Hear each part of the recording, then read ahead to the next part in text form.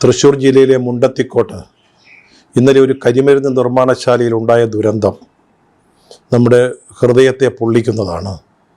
തൃശ്ശൂർ പൂരത്തിൻ്റെ വെടിക്കെട്ടിനായി തിരുവാമ്പാടിക്ക് വേണ്ടി വെടിക്കെട്ട് സാമഗ്രികൾ ഉണ്ടാക്കിക്കൊണ്ടിരുന്ന 3 ഷെഡുകൾക്കാണ് തീപിടിച്ചത്. എത്ര പേർ മരിച്ചു എന്നുള്ളത് നമ്മൾ ഈ റിപ്പോർട്ട് തയ്യാറാക്കുമ്പോഴും കൃത്യമായ കണക്ക് ലഭിച്ചിട്ടില്ല. നമ്മുടെ ഹൃദയത്തെ നുറുക്കുന്ന കാഴ്ചകളാണ് ഇന്നലെ സായാഹ്നത്തിൽ നമ്മൾ മുണ്ടത്തിക്കോട് കണ്ടത്. ഒരു ദിവസത്തെ ഉപജീവനത്തിന് വേണ്ടി വെടിമരുന്ന് ശാലയിൽ തൊഴിലെടുക്കാൻ പോയ ആളുകൾ, സ്ത്രീകൾ, പുരുഷന്മാർ, അവരുടെ ഈ തൊഴിലെന്ന് പറയുന്നത് ഏറ്റവും അപകടകരമായ ഒന്നാണ്. വെടിമരുന്നിനോടും തീയോടുമുള്ള ഒരു കളിയാണ് ഈ തൊഴിലിൽ അവർ ചെയ്തുകൊണ്ടിരുന്നത്. അങ്ങനെ ജോലിക്കെത്തിയ ആളുകൾ അവരുടെ ജീവിതങ്ങൾ ചിതറിത്തെറിക്കുന്നതാണ് ഇന്നലെ വൈകുന്നേരം കേരളം കണ്ടത്. അവരുടെ ശരീരത്തിൻ്റെ ഭാഗങ്ങൾ അല്ലെങ്കിൽ മൃതദേഹത്തിൻ്റെ ഭാഗങ്ങൾ ചാക്കിൽ കെട്ടിക്കൊണ്ടാണ് ആശുപത്രികളിൽ എത്തിച്ചത്. അപകടം ഉണ്ടായ സ്ഥലത്തിന് ചുറ്റും പാടങ്ങളിലും പുഴകളിലും ഈ മൃതദേഹ ഭാഗങ്ങൾക്ക് വേണ്ടിയുള്ള തെരച്ചിൽ നടക്കുന്നത് ഹൃദയഭേദകമായ കാഴ്ചയായിരുന്നു. അവിടെ അപകടം സംഭവിച്ച് 2.5 മണിക്കൂറിന് ശേഷമാണ് ദുരിതാശ്വാസ പ്രവർത്തനങ്ങൾ അല്ലെങ്കിൽ ആശ്വാസ പ്രവർത്തനങ്ങൾ തുടങ്ങാൻ സാധിച്ചത്. കാരണം ഇത് വെടിമരുന്ന് ശാലയാണ്. ഒരിടത്ത് തീപിടുത്തം ഉണ്ടായാൽ വ്യത്യസ്ത സ്ഥലങ്ങളിൽ അത് ആവർത്തിച്ചുകൊണ്ടിരിക്കും. തുടർ സ്ഫോടനങ്ങൾ ഉണ്ടായി. അതുകൊണ്ട് രക്ഷാപ്രവർത്തകർക്ക് ഈ അപകട സ്ഥലത്തേക്ക്, അപകടം നടന്ന ഷെഡുകളിരുന്ന സ്ഥലത്തേക്ക് എത്തിപ്പെടാൻ പോലും സാധിച്ചില്ല. മണിക്കൂറുകൾക്ക് ശേഷമാണ് ആംബുലൻസുകളിൽ അപകടം പറ്റിയവരെ, പരിക്ക് പറ്റിയവരെ ആശുപത്രികളിൽ എത്തിച്ചത്. വളരെ ചുരുക്കം ആളുകൾ മാത്രമാണ് രക്ഷപ്പെട്ടത്. 40-45 ആളുകൾ അപകടം ഉണ്ടായ സമയത്ത് ഈ ഷെഡുകളിൽ ഉണ്ടായിരുന്നു എന്ന് പറയുന്നുണ്ട്. അതിലെത്ര പേർ മരിച്ചു, എത്ര പേർ രക്ഷപ്പെട്ടു എന്ന കാര്യത്തിൽ പറഞ്ഞല്ലോ, ഇപ്പോഴും അവ്യക്തത തുടരുകയാണ്. ഇതുപോലെ നമ്മുടെ നിത്യജീവിതത്തിൽ ധാരാളം ദുരന്തങ്ങൾ സംഭവിക്കാറുണ്ട്. പക്ഷേ ഈ വെടിക്കെട്ട് അപകടങ്ങൾ പോലെയുള്ള ദുരന്തങ്ങളിൽ നിന്ന് നാം പഠിക്കേണ്ട ചില പാഠങ്ങളുണ്ട്. ആ പാഠങ്ങളുടെ അടിസ്ഥാനത്തിൽ പിന്നീട് സമൂഹം ചില കാര്യങ്ങൾ ചെയ്യേണ്ടതുണ്ട്. പക്ഷേ ആ പാഠങ്ങളൊന്നും നമ്മൾ പഠിക്കാറില്ല എന്നുള്ളതാണ് ഇവ നൽകുന്ന ഒരു പാഠം.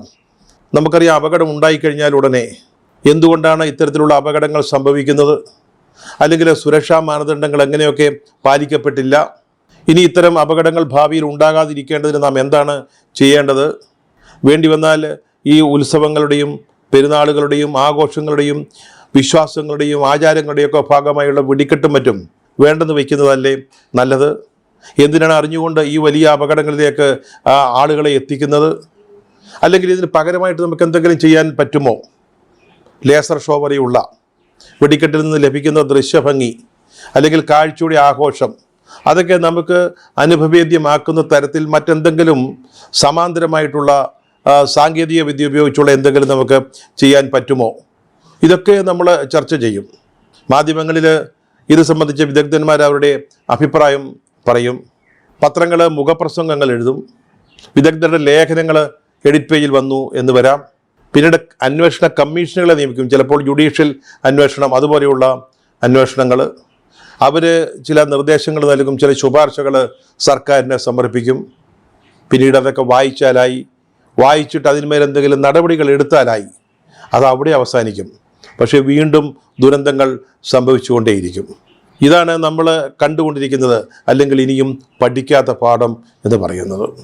കഴിഞ്ഞ ഞായറാഴ്ചയാണ് തമിഴ്നാട്ടിലെ വിരുദുനഗറിൽ ഇതുപോലെ ഒരു പടക്ക നിർമ്മാണശാല അല്ലെങ്കിൽ കരിമരുന്ന് സാമഗ്രികൾ നിർമ്മിക്കുന്ന ഒരു സ്ഥലത്ത് വലിയൊരു തീപിടുത്തം അല്ലെങ്കിൽ പൊട്ടിത്തെറി ഉണ്ടായത്. 25 പേരാണ് മരിച്ചത്. അതിൻ്റെ കാരണങ്ങൾ എന്താണെന്നുള്ളത് ഇതുവരെ നമുക്ക് അറിയാൻ കഴിഞ്ഞിട്ടില്ല. പക്ഷേ എന്തെങ്കിലും സുരക്ഷാ വീഴ്ചകൾ ഉണ്ടായിട്ടുണ്ടാവും. ശ്രദ്ധിക്കേണ്ട ചില കാര്യങ്ങളിൽ അധികൃതരുടെ അല്ലെങ്കിൽ ഈ വെടിമരുന്ന് ശാലയുടെ ഉടമസ്ഥരുടെ ശ്രദ്ധ പതിഞ്ഞിട്ടുണ്ടാവില്ല, അതിൽ യാതൊരു സംശയവുമില്ല. പക്ഷേ ഈ അപകടം സംഭവിക്കുമ്പോഴും അതിനുശേഷവും തമിഴ്നാട്ടിലെയും കേരളത്തിലെയും കരിമരുന്ന് നിർമ്മാണശാലകളിൽ വെടിക്കെട്ട് സാമഗ്രികളുടെ നിർമ്മാണവും അതിൻ്റെ സമാഹരണവും നടന്നുകൊണ്ടിരിക്കുകയായിരുന്നു.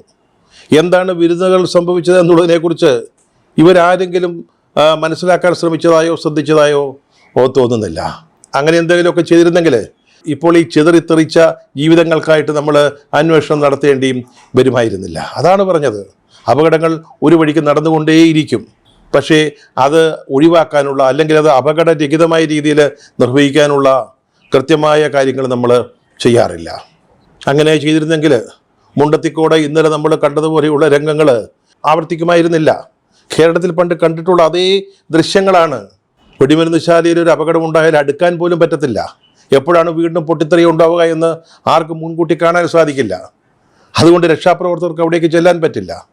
പറഞ്ഞല്ലോ, ഇതിനൊക്കെ ചില വ്യവസ്ഥകൾ, മാനദണ്ഡങ്ങളുണ്ട്. അതൊക്കെ കാലാകാലങ്ങളിൽ സർക്കാരുകൾ അതൊക്കെ വ്യവസ്ഥാപിതമായ രീതിയിൽ ഉണ്ടാക്കിയിട്ടുണ്ട്. പക്ഷെ അതൊന്നും പാലിക്കപ്പെടുന്നില്ല.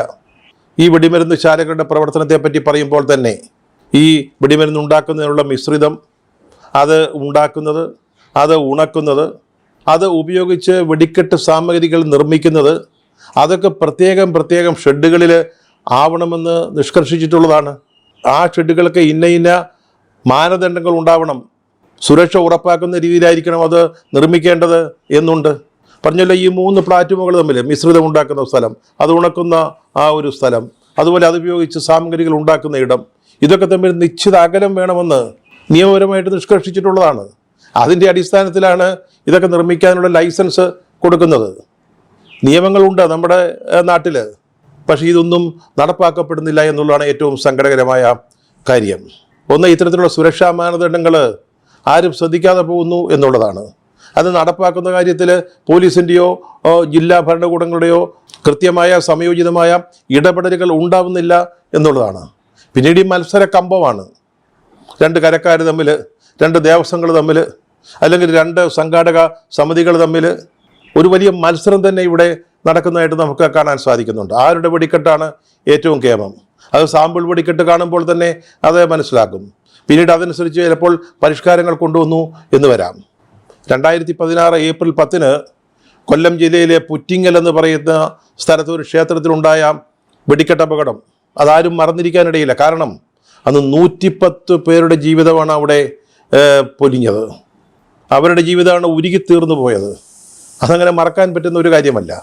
അതേപ്പറ്റി വലിയ അന്വേഷണങ്ങളൊക്കെ നടന്നു. അതിൽ നിന്ന് എന്താണ് മനസ്സിലായത്? അവിടെ 15 കിലോഗ്രാം വെടിമരുന്ന് മാത്രം കൈകാര്യം ചെയ്യാനാണ് ലൈസൻസ് ഉണ്ടായിരുന്നത്. പക്ഷേ 3000 കിലോഗ്രാം വെടിമരുന്നാണ് ഈ ഉത്സവത്തിനായിട്ട് അല്ലെങ്കിൽ അപകടം സംഭവിച്ച ഈ വെടിമരുന്ന് നിർമ്മാണ ശാലയിൽ സംഭരിച്ചിരുന്നത് എന്ന് പിന്നീട് മനസ്സിലായി. ഒന്ന് ആലോചിച്ച് നോക്കണം. 15 കിലോയുടെ സ്ഥാനത്ത് 3000 കിലോഗ്രാം. അന്വേഷണങ്ങൾ നടന്നു. ജുഡീഷ്യൽ അന്വേഷണം തന്നെ നടന്നു. വിശദമായ റിപ്പോർട്ട് കമ്മീഷൻ സമർപ്പിച്ചു. അത് സർക്കാർ ശ്രദ്ധിക്കാതെ മാസങ്ങളോളം പൊടി പിടിച്ച് കിടന്നു. അതിനുശേഷമാണ് മന്ത്രിസഭാ യോഗം അതൊന്ന് പരിഗണിച്ചത് തന്നെ. അതിൻ്റെ അടിസ്ഥാനത്തിൽ ചില നിർദ്ദേശങ്ങൾ നടപ്പാക്കാൻ ഗവൺമെൻറ് തയ്യാറായി. ഇതോടൊപ്പം തന്നെ കേന്ദ്ര ഗവൺമെൻറ് ഒരു അന്വേഷണം നടത്തുകയും ചില നിർദ്ദേശങ്ങൾ സമർപ്പിക്കുകയും ചെയ്തു. Petroleum and explosive safety organisation അവർ കൊടുത്ത നിർദ്ദേശങ്ങൾ ഉണ്ടായിരുന്നു. ഇതിൻ്റെയൊക്കെ അടിസ്ഥാനത്തിൽ ഒരു നിയമം തന്നെ ഉണ്ടായി. പക്ഷേ ആ നിയമം എവിടെ? ആ നിയമം ആര് പാലിക്കുന്നു? ഇതുപോലെയുള്ള വെടിമരുന്ന് ശാലകൾക്ക് പെർമിഷൻ കൊടുക്കുമ്പോൾ, ലൈസൻസ് കൊടുക്കുമ്പോൾ ഈ നിയമങ്ങളനുസരിച്ചാണോ കാര്യങ്ങൾ നടക്കുന്നത് എന്നാരും പരിശോധിച്ചിട്ടില്ല. സത്യം പറഞ്ഞാൽ കാലാകാലങ്ങളിൽ ഇവിടെ വേണ്ട പരിശോധനകൾ നടക്കേണ്ടതാണ്. ചട്ടപ്രകാരമാണോ, വ്യവസ്ഥകൾക്കനുസരിച്ചാണോ അവിടെ ജോലി നടക്കുന്നത് എന്നുള്ളത് അധികൃതർ ശ്രദ്ധിക്കേണ്ടതാണ്. ഈ പുറ്റിങ്ങൽ ക്ഷേത്രത്തിലെ അപകടവുമായി ബന്ധപ്പെട്ട കമ്മീഷണർ റിപ്പോർട്ടിൽ പറഞ്ഞത് പോലീസും ജില്ലാ ഭരണകൂടവും അങ്ങേയറ്റം നിരുത്തരവാദിത്വത്തോടുകൂടിയാണ് അവിടെ പെരുമാറിയതെന്നാണ്. അവരുടെ ഭാഗത്തുനിന്ന് കൃത്യമായ ഇടപെടലുകൾ ഉണ്ടായില്ല എന്നുള്ളതാണ്. പക്ഷേ ആ റിപ്പോർട്ട് അങ്ങനെ പോയി എന്നുള്ളതല്ലാതെ കൃത്യവിലോപം കാണിച്ചവരുടെ എന്തെങ്കിലും നടപടി ഉണ്ടായോ? അത് ഇപ്പോഴും വ്യക്തമല്ല. അതിനെ തുടർന്ന് കോടതിയിൽ കേസുകൾ വന്നു. പ്രത്യേക കോടതി തന്നെ അതിനുവേണ്ടി രൂപവൽക്കരിച്ചു. പക്ഷേ ഈ അടുത്ത കാലത്താണ് അതിൻ്റെ വിചാരണ ആരംഭിച്ചത്. 2016 ഏപ്രിൽ 10 നടന്ന അപകടമാണ്. ഏതാണ്ട് 10 കൊല്ലം പൂർത്തിയാവുകയാണ്. ഈ അടുത്ത സമീപകാലത്താണ് അത് സംബന്ധിച്ച കേസിൻ്റെ വിചാരണകൾ ആരംഭിച്ചത് എന്നാണ് മനസ്സിലാക്കുന്നത്.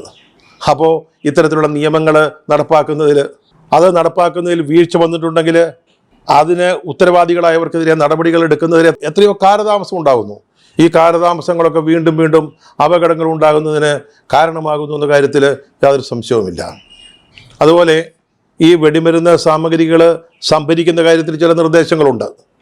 അതായത് ഓരോ ദിവസവും നിർമ്മിക്കുന്ന വെടിമരുന്ന് സാമഗ്രികൾ അന്ന് തന്നെ അതിനുവേണ്ടി പ്രത്യേകം നിർമ്മിച്ചിട്ടുള്ള മാഗസിനുകളിൽ എത്തിച്ച് സൂക്ഷിക്കണം എന്നുള്ളത്. പക്ഷെ അത് പലപ്പോഴും നടക്കുന്നില്ല. തൃശ്ശൂർ പൂരവുമായി ബന്ധപ്പെട്ട് ഈ വെടിമരുന്ന് സാമഗ്രികളുടെ നിർമ്മാണം അതിൻ്റെ സംഭരണം, അതിനെക്കുറിച്ച് ഇന്ന് വായിച്ചൊരു വാർത്ത എന്ന് പറയുന്നത് അതാത് ദിവസം അത് ഈ മാഗസിനുകളിൽ ശേഖരിക്കുന്നതിനുള്ള പെർമിഷൻ ജില്ലാ ഭരണകൂടമോ പോലീസോ നൽകാറില്ല എന്നതാണ്. ഒരു റിപ്പോർട്ട് വായിച്ചതാണ്, അതിൻ്റെ യാഥാർത്ഥ്യം അറിയില്ല. അതായത് എന്നാണോ വെടിക്കെട്ട് നടക്കുന്നതിൻ്റെ തലേ ദിവസം മാത്രമേ മാഗസിനുകളിൽ ഇതുകൊണ്ട് ശേഖരിക്കാൻ സംഭരിക്കാൻ അനുവാദം ലഭിക്കുന്നുള്ളൂ എന്നാണ്. തിരുവമ്പാടി ദേവസ്വത്തിൻ്റെ മാഗസിൻ തേക്കിൻകാട് മൈതാനത്ത് തന്നെയാണ്. അതിന് ഉദ്യോഗസ്ഥന്മാർ പറയുന്നൊരു ന്യായമുണ്ട്. അവിടെ 2000 കിലോഗ്രാം കരിമരുന്ന് സാമഗ്രികൾ സൂക്ഷിച്ചു വയ്ക്കാൻ പറ്റും. പക്ഷെ നഗരത്തിൻ്റെ നടുവിൽ ഇത്രയും വെടിമരുന്ന് സാമഗ്രികൾ സൂക്ഷിക്കുന്നത് എത്രത്തോളം സേഫാണ്, സുരക്ഷിതമാണ് എന്നാണ് ഉദ്യോഗസ്ഥന്മാർ ചോദിക്കുന്നത്. അതിലൊരു ന്യായമുണ്ട്. എന്തായാലും ഈ രീതിയിൽ ഇനിയും മുന്നോട്ട് പോകാൻ സാധ്യമല്ല. ഇത് ആധുനിക സമൂഹമാണ്. വിശ്വാസവുമായി അല്ലെങ്കിൽ ആചാരങ്ങളുമായി ആഘോഷങ്ങളുമായി ബന്ധപ്പെട്ട ഇത്തരം കാര്യങ്ങൾ, വെടിക്കെട്ട് പോലെയുള്ള കാര്യങ്ങൾ അതിന് വേണോ, അതോ എങ്ങനെ അപകടരഹിതമായ രീതിയിൽ നടപ്പാക്കാൻ സാധിക്കും, അതിന് ബദലായിട്ടുള്ള സമാന്തരമായിട്ടുള്ള മറ്റെന്തെങ്കിലും സംവിധാനങ്ങൾ ഏർപ്പെടുത്താൻ സാധിക്കുമോ? ഇതൊക്കെ ചർച്ചാ വിഷയമാണ്. ഇത് എല്ലാവരുടെയും സമ്മതത്തോടു കൂടി തന്നെ നടപ്പാക്കേണ്ട കാര്യങ്ങളാണ്. ഉത്സവത്തിനും പെരുന്നാളിനുമൊക്കെ ഇതുപോലെ ആനകളെ എഴുന്നള്ളിക്കുന്ന കാര്യത്തിലും ഇപ്പോൾ തർക്കമുണ്ട്. ഈ പൊരിവെയിലത്ത് ഈ മിണ്ടാപ്രാണികളെ ഇങ്ങനെ മണിക്കൂറുകളോളം വെയിലത്ത് നിർത്തുന്നത് എത്രത്തോളം ശരിയാണ്? ഇതിനെക്കുറിച്ചൊക്കെയുള്ള ചർച്ചകൾ നടക്കുന്നുണ്ട്. പക്ഷേ ഇതിന് വ്യവസ്ഥകൾ വേണം, നിയമങ്ങൾ വേണം. അത് ചിലപ്പോൾ ഉണ്ട് എന്ന് വരാം. പക്ഷേ അത് കൃത്യമായിട്ട് പാലിക്കപ്പെടുന്നുണ്ടോ, അത് പാലിക്കപ്പെടുന്നുണ്ടോ എന്നുള്ള കാര്യത്തിലുള്ള ഫോളോ അപ്പ് നടക്കുന്നുണ്ടോ? ഇതാണ് വളരെ പ്രധാനപ്പെട്ട കാര്യങ്ങൾ. നമുക്ക് ചട്ടങ്ങളില്ലാത്തതല്ല, ചട്ടങ്ങൾ ആവശ്യത്തിനുണ്ട്, വ്യവസ്ഥകളുണ്ട്, മാനദണ്ഡങ്ങളുണ്ട്. പക്ഷേ അതൊക്കെ പാലിക്കപ്പെടുന്നുണ്ടോ എന്നുള്ളതാണ്. ഇടയ്ക്കിടെ ഉണ്ടാകുന്ന ഇത്തരം ദുരന്തങ്ങൾ ഈ വിധത്തിലുള്ള വീണ്ടും വിചാരങ്ങൾക്ക് ഒരു കാരണമായാൽ പോരാ. എവിടെയെങ്കിലും ഇതിനൊരു ഫുൾ സ്റ്റോപ്പ്, ഒരു പരിഹാരം അത് ഉണ്ടാകേണ്ടിയിരിക്കുന്നു. അല്ലെങ്കിൽ നമ്മൾ വെടിക്കെട്ടിൻ്റെ പേരിൽ, മറ്റ് ആഘോഷ പരിപാടികളുടെ പേരിലൊക്കെ നമ്മളിങ്ങനെ നിരന്തരം ആളുകളെ ബലി കഴിച്ചുകൊണ്ടേ ഇരിക്കേണ്ടി വരും. ഇന്നലത്തെ അപകടത്തിൽ ജീവൻ പൊലിഞ്ഞവർക്ക് ആദരാഞ്ജലികൾ നേരുന്നു. ദുഃഖിതരായ കുടുംബാംഗങ്ങളുടെ സങ്കടത്തിൽ പങ്കുചേരുന്നു.